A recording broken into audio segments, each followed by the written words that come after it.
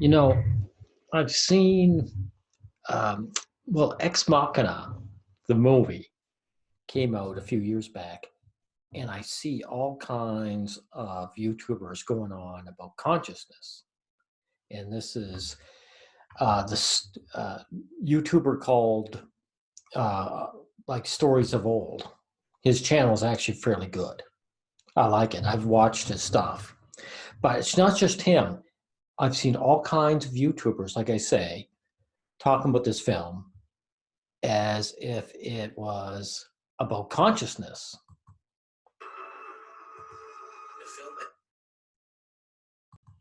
But it's not about a consciousness. This is a feminist propaganda film. And as usual, Stories of Old has fallen to trap of thinking that it isn't that. This film, it has nothing to do with consciousness.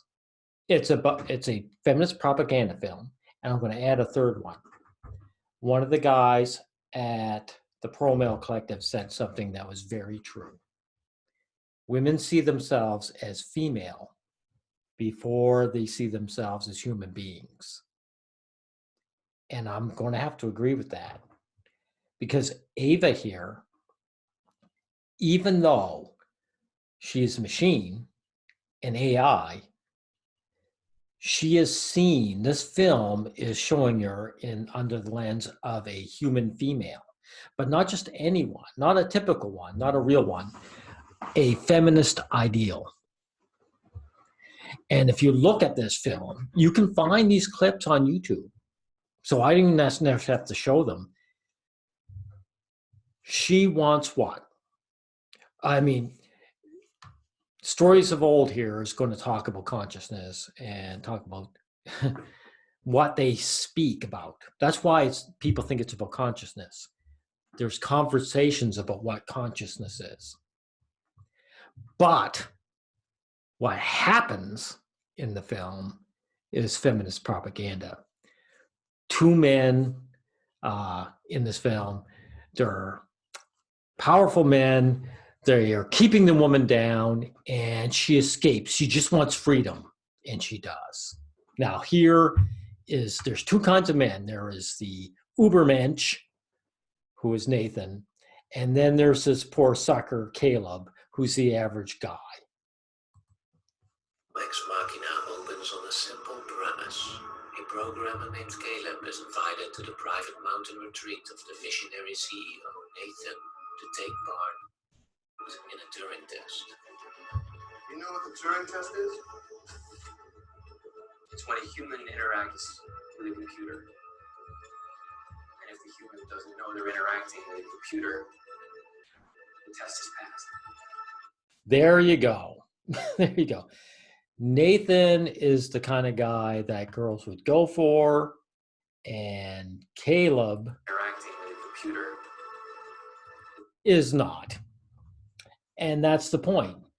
And the weird thing is, both these guys suffer at the end of this film.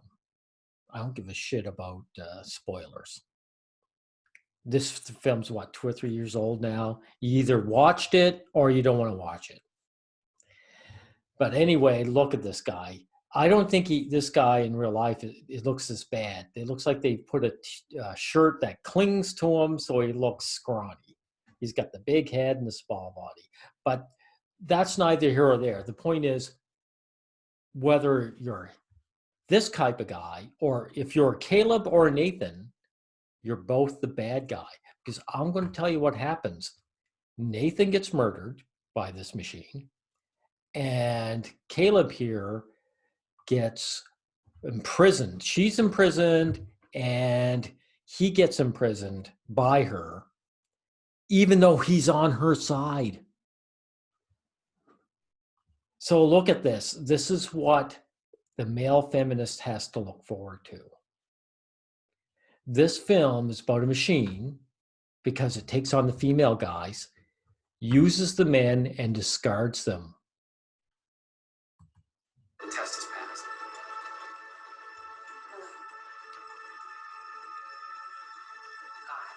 And what's the Turing test? Or Turing, or what, however he says it.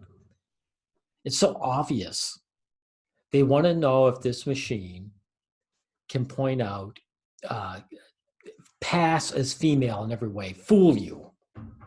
I mean, after all, this guy in this clip here, you see, he's successful. He's a genius himself. If this guy, this Nathan guy, wants the Turing test, why doesn't he get a bunch of ordinary guys off the street to test? Isn't that how they do with like video games? If they want a video game, you get video game players to play it. And when they play it, they say, oh, this is my back and forth. No, he's got genius. Why? Because he wants to know, this Nathan guy wants to know, if it fools Caleb, it can fool him. And why is it so important? Because, guys, the rhetoric that men just want to get laid is bullshit. Men want the fake love. And you know something? These guys had to be defeated in this feminist film. They had to be destroyed. Because if they had succeeded, then what would have happened is the average woman would have been ousted. And they would have gained fake love from a fake woman as opposed to a real woman. Okay? Is essentially an exploration of consciousness in a non-human being. One that, based on the many... Correction, no. This film is a feminist film, like I said at the first, because of the actions of what happens. Ava here is, she's captured here. She's created, but nevertheless, she wants freedom. Now, first of all, I'm going to kill the whether it has consciousness or not. Does this machine, Ava, have desires outside of her programming? The answer is yes. Nathan did not program her to desire freedom, and yet she desires freedom, right? So she's conscious. We know it from the beginning. This is a non-issue. This is a non-debatable issue, what's going on here. And so for any YouTuber to discuss this idea of there's a debate about consciousness, they're gullible. They don't know what they're talking about. Because, you know, guys do this anyway. Stories of old, if you ever hear me, this is so typical of guys. You miss what this film is actually about because you don't want to hear it. You don't want to know what it's actually about. By only playing chess. You can play it to find out if it makes good moves, but that won't tell you if it knows that it's playing chess, and it won't tell you if it knows what chess is. It describes the so-called hard problem of consciousness, the problem that beneath everything we can observe about it, there's a deeper essence, a fundamentally private and subjective self-experience. This is bullshit. Stories of old. This is just talk. This is just dialogue. What actually happens in the movie, sir? Pretty successfully built artificially, as Nathan did with Ava. Yeah. Yeah, he is a good person. You know what happens to him in the end? Stories of old. And anyone else listening?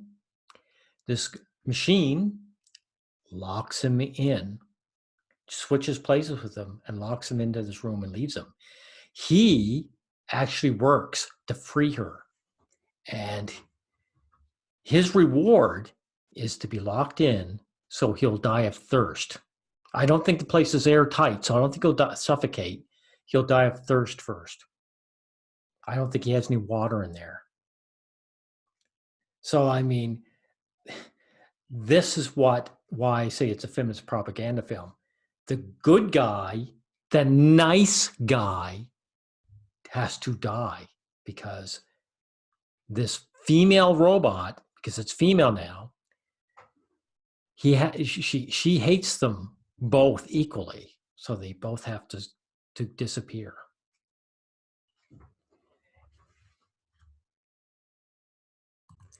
Oh, by the way, what makes this thing female? Its appearance, and its appearance alone. You know, it has no womb, it has no reproduction ability, it has no hormones. So the only thing that makes it female is its appearance. And that's why I said that women see themselves as female before they see themselves even as human beings. I want you to know something. Like, why do you guys think that feminists are so against the trans women? Because they know that no matter how much they argue about the womb, that it's not the womb, because these women do not care about children. It's not about having children. It never was. Women are having fewer and fewer children all the time. This is about looking female and then being part of the group on that alone. And Ava has succeeded on that. That's all she is. She's taken on the female form. She is female. How do you feel? I feel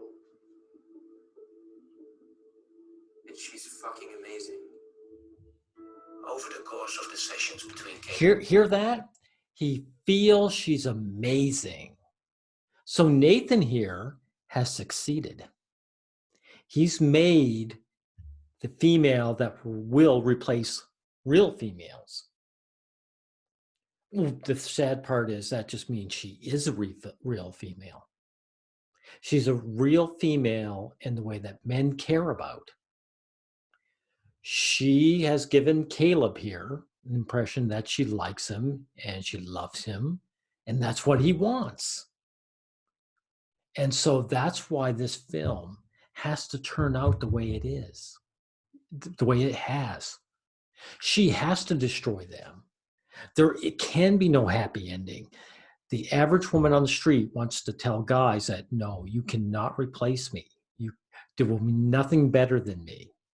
Do you understand? Deal with analytical reason. Are you attracted to me? What? Are you attracted to me? Did you give her sexuality as a diversion tactic? I don't follow. Like a stage magician with a hot assistant. So a hot robot who clouds your ability to judge your AI? Exactly. So, did you program her to flirt with me? It is because of this that Graziano argues that we, being so easily entranced by anything that gives the...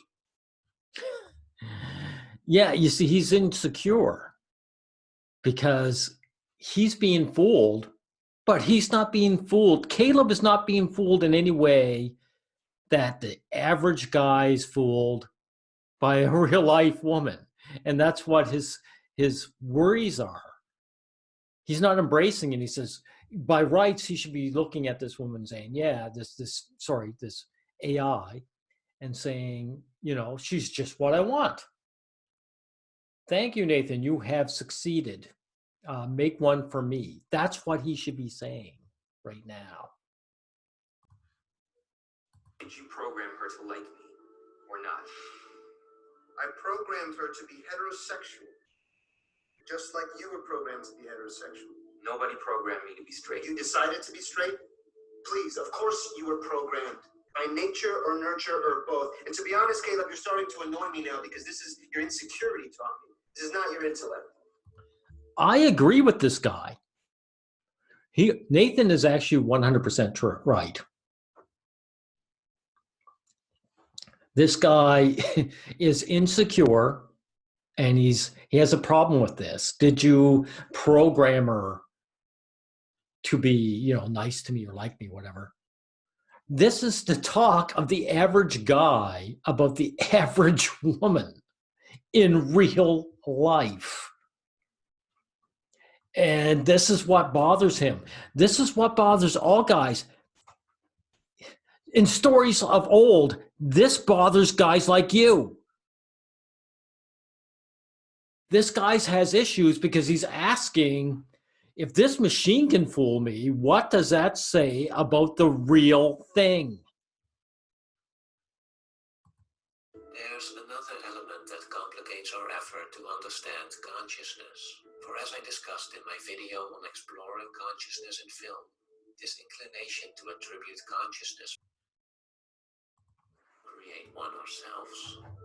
If you've created a conscious machine, it's not the history of man.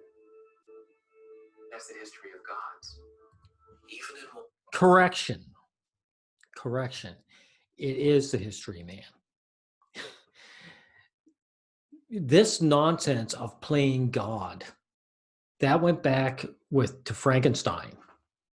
Mary Shelley made Frankenstein, and of course he was playing God. You know why? Because through a feminist lens, Frankenstein was cutting out women, the importance of women, out of reproduction by creating life on his own as a man. So this is what this is about. This is like, you're playing God. You are creating a consciousness that might see us as human beings. And everyone knows God, he's already spoken.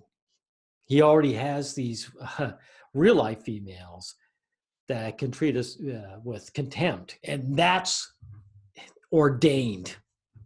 And we deserve nothing better. That's what he's saying. built to deal with the nature of this phenomenon, but instead arise from our limitations to properly examine it.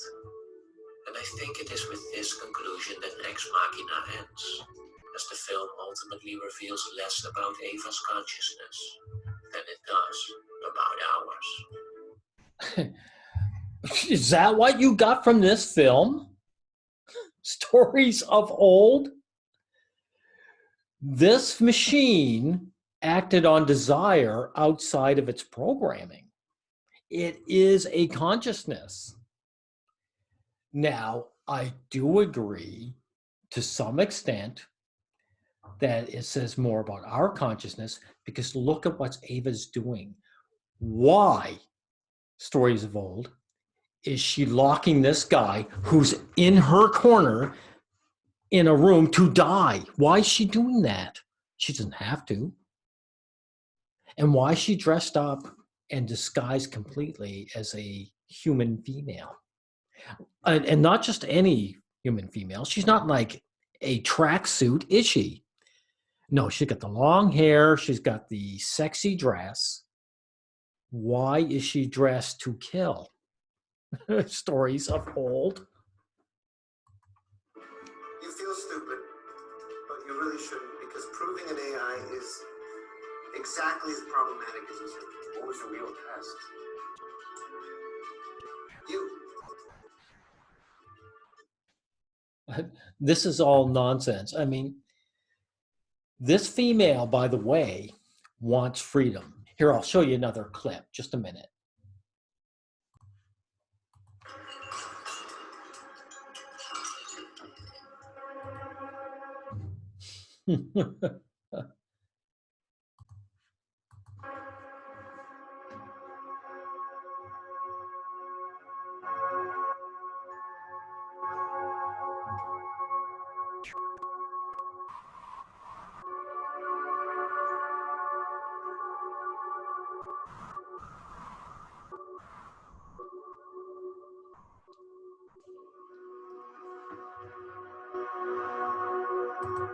See that? I mean, this is another AI she's talking to.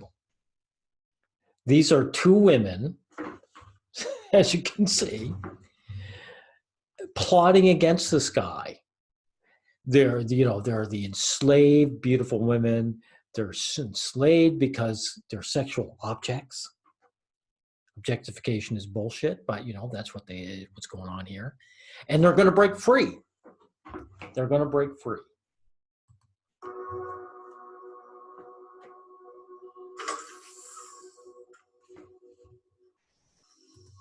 And they're very intimate with one another, you know, so you could see they could be like lesbians or something like that. Ava!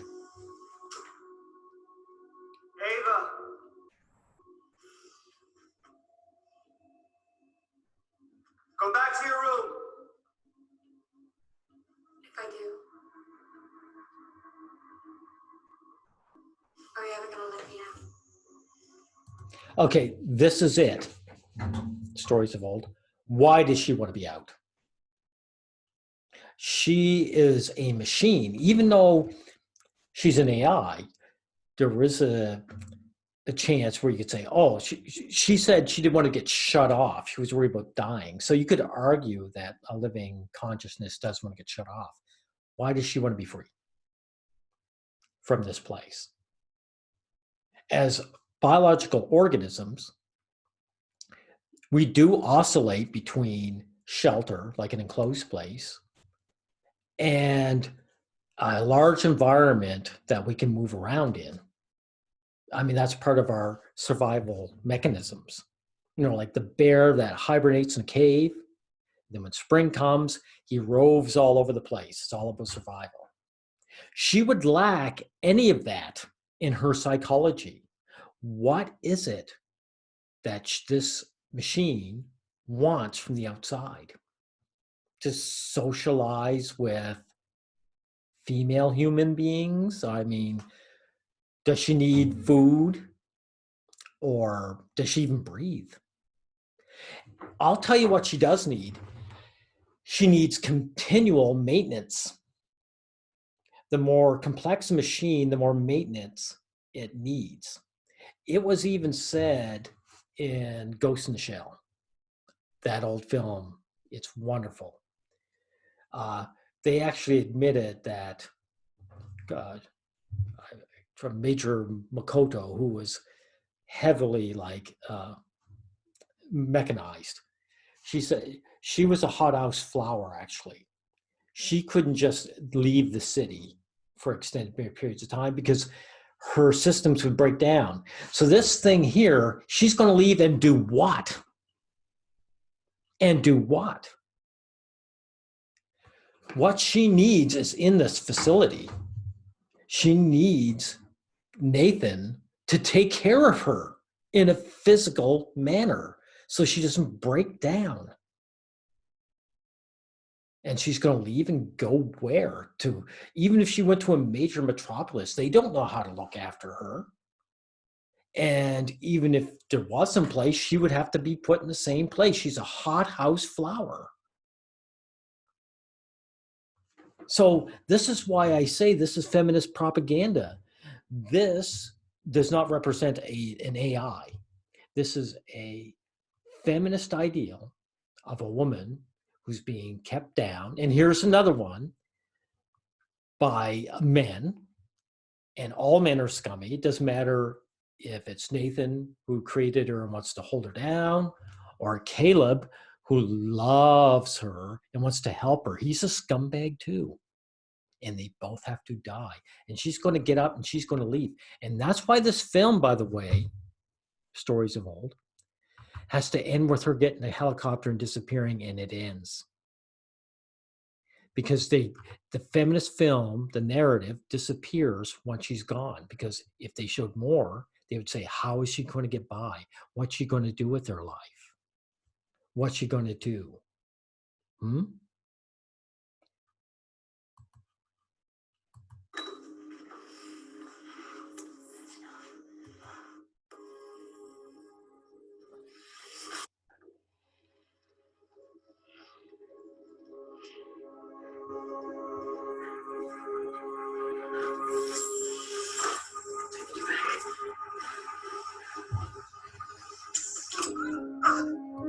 See, it's a conspiracy. Why is this AI, who is first and probably more primitive than Ava, why is she killing him? Did she ever express wanting to leave? Tell me something. If these women actually, or sorry, they're AI, if they wanted to leave and said so, What did he say to them? This one up here, did she ever express a desire to leave, and why? Did Nathan here actually ever ask, say, okay, why do you want to leave? And no, you can't, because you can't be maintained out there. We don't get those convos. We don't, because this has nothing to do with AI consciousness. These are fill-ins for the feminist ideal, women, beautiful women, and very few women actually look this good, being held down by the evil guy.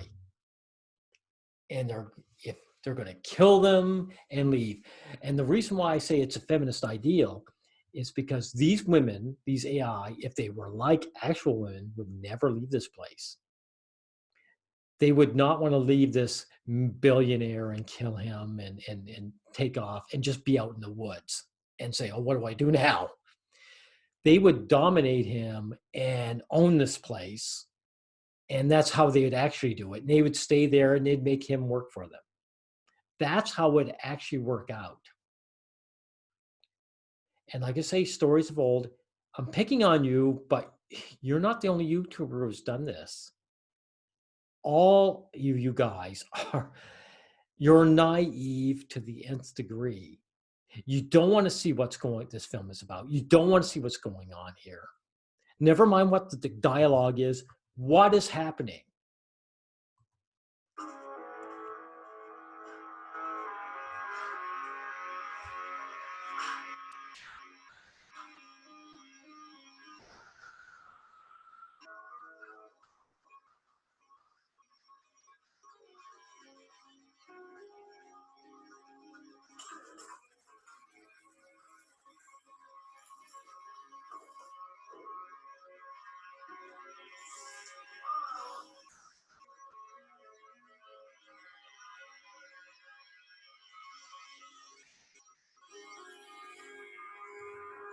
Yeah, that's what's happening. These women, they're kept by these guys for sexual, that's all they are. They're sexual objectification. And they're going to murder these guys, and they're going to leave, and they're going to be free, and they're going to be awesome.